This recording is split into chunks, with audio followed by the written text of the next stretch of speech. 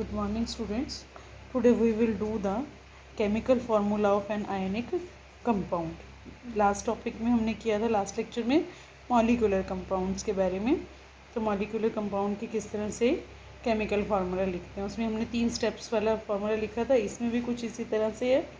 The ionic compound such as NaCl sodium chloride, KCl potassium chloride, KNO3 potassium nitrate etcetera do not contain discrete molecules. Discrete means unique, distinct molecules as the constituent particles, but their constituent particles are cations and anions. लेकिन जो उनको बनाने वाले particles हैं वो cations और anions है। cations positively charged और anions negatively charged.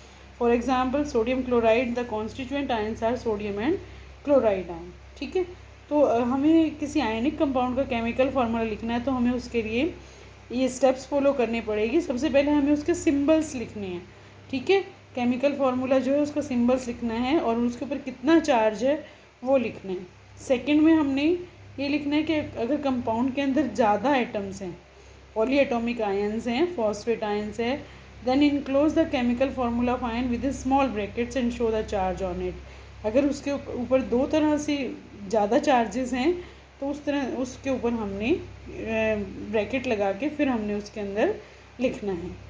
थर्ड में हमने क्या करना है, उसके चार्ज नंबर को क्रॉस कर देना है, क्रॉस कर देना है, जिससे कि कैटाइन जो subscripted with the charge number of anion and anion is subscripted with the charge number of cation.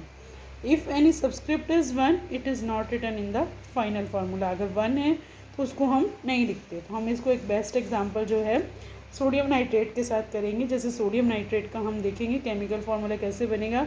इसमें हमें सोडियम जो है, सोडियम का आपको पता है सिंबल Na होता है और नाइट्रेट जो है उसका NO3 जो है उसका केमिकल फार्मूला। उसके ऊपर जो एक आपको ये नेगेटिव का साइन दिखाई दे रहा है, ये एक नेगेटिव चार्ज है, अनायन है। और सोडियम के ऊपर आपको एक पॉजिटिव का साइन दिखाई दे रहा है, ये कैटाइन है।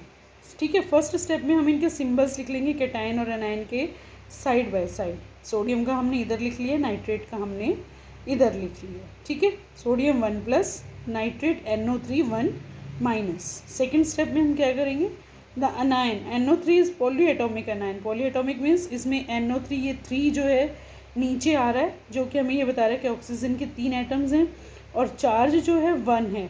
तो इसको हम अलग अलग ब्रैकेट्स में लिखेंगे। जिस तरह से ये देखिए, नाइट्रेट में NO3 को हम ब्रैकेट में कर देंगे और इसके ऊपर जो चार्ज है उसको हम बाहर ब्रैकेट के बाहर इस तरह से शो करेंगे। ठीक है, थर्ड स्टेप में हम इनको क्रिस क्रॉस कर देंगे चार्जेस को, इनके वैलेंसीज को। जैसे सोडियम की 1 थी तो हम उसको नाइट्रेट की तरफ लिख देंगे और नाइट्रेट की जो 1 है वो उसको हम सोडियम की तरफ लिख देंगे। अब इन दोनों को हम सब्सक्रिप्शन के फॉर्म में लिख देंगे क्योंकि दोनों की एक एक है, तो इसलिए इन्हें अलग अलग लिखने की ज़रूरत नहीं है। NaNO3 हम इकट्ठा ही लिख देंगे। ठीक है, अब हम करेंगे नेक्स्ट में एल्यूमिनियम सल्फेट। एल्यूमिनियम सल्फेट में जो आयंस हैं वो एल्यूमिनियम और सल्फेट हैं। एल्यूमिनियम का फॉर्मूला है Al3+ और सल्फेट उसी तरह से पॉली एटॉमिक है SO4। ठीक है, और 2 उसके ऊपर चार्जेस है। तो इसी तरह से हम इन दोनों को क्रिस क्रॉस करेंगे, Al3+ लिख देंगे ऊपर और SO के ऊपर 2 लिख देंगे। दोनों के जो वैलेंसीज हैं वो क्रिस क्रॉस हो जाएंगी। तो एल्यूमिनियम के सामने 2 आ जाएगा यहाँ पे नीचे और सल्फेट के सामने 3 आ जाएगा। ठीक है students, next is barium carbonate. Barium carbonate में बेरियम का जो सिंबल है Ba और उसके ऊपर जो चार्जेस है वो 2+ है। कार्बोनेट जो है CO3 जो है पॉली एटॉमिक है और उसके ऊपर 2 नेगेटिव चार्जेस हैं, आयंस हैं। उसी तरह से बेरियम 2+, CO3 को हम नीचे 3 को नीचे लिखेंगे क्योंकि 3 ऑक्सीजन के आइटम है और उसके ऊपर चार्ज जो है, चार्ज को हम हमेशा ऊपर लिखते हैं और नंबर ऑफ़ एटम्स को सब्सक्रिप्शन के फॉर्म में नीचे लिखते हैं। इन दोनों को क्रिस क्रॉस करेंगे क्योंकि दोनों का सेम है। तो BaCO3 2 से 2 हम नहीं लिखेंगे, BaCO3। Okay students.